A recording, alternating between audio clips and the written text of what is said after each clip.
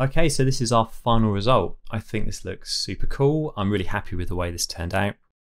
It's nice to see this in full HD now with full render settings and render quality.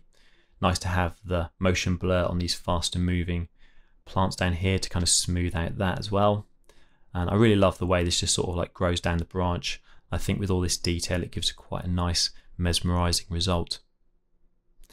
Now I did change the exposure just a little bit between our last render and this render. Once I kicked it off I felt that it was still a little bit bright, so I just went into our camera and just adjusted the exposure a little bit.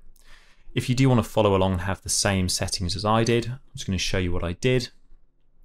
If we come to our render camera, if you come up to your redshift camera and your photographic exposure, I just brought the f-stop number up a little bit from 8 to 8.7, and that's going to essentially just make our exposure a little bit darker. And just to compensate for that, I increased our allowed overexposure just a little bit to 0.21, so the highlights aren't quite so crushed down.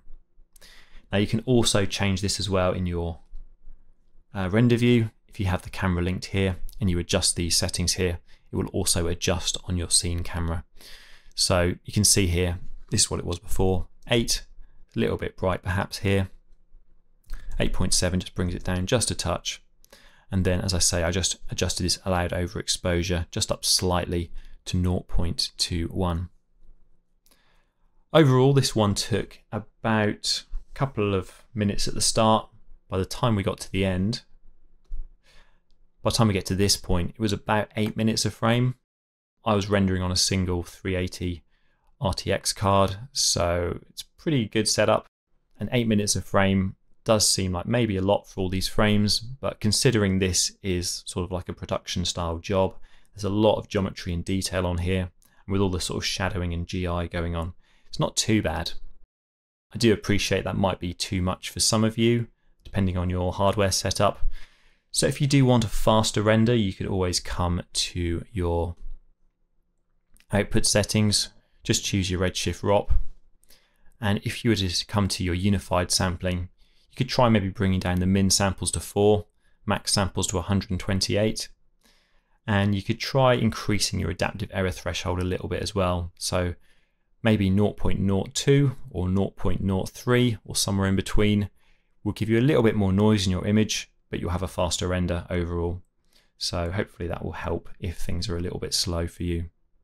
So let's have one last look.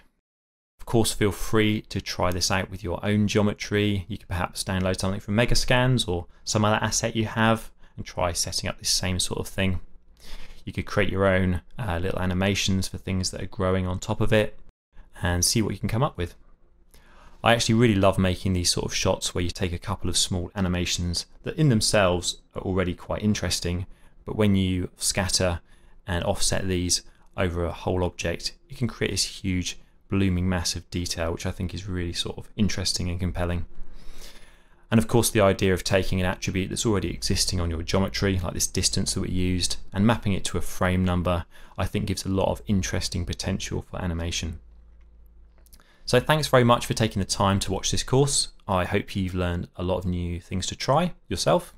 I've really enjoyed creating this, and if you do make anything cool, please feel free to tag me on Instagram or Twitter. You can find me just under Rich Nosworthy. I'd love to see what you all do with this. So thanks again and see you next time.